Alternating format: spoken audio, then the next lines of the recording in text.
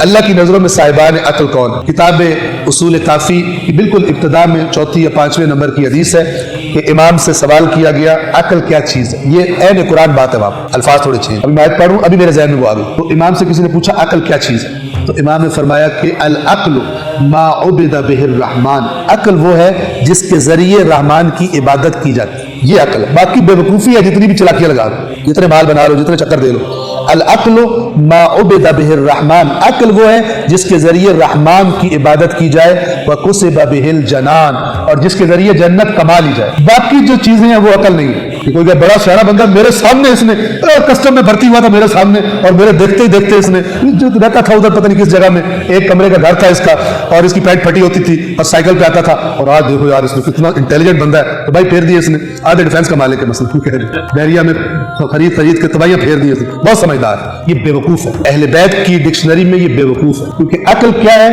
ما عبد بہ الرحمن وقصب بہ الجنان، اور جن کاموں پہ اللہ نے جہنم کا وعدہ کیا ہوا ہے وہ کر کے بندہ کہ بڑا سیاڑا ہے، سیاڑا نہیں۔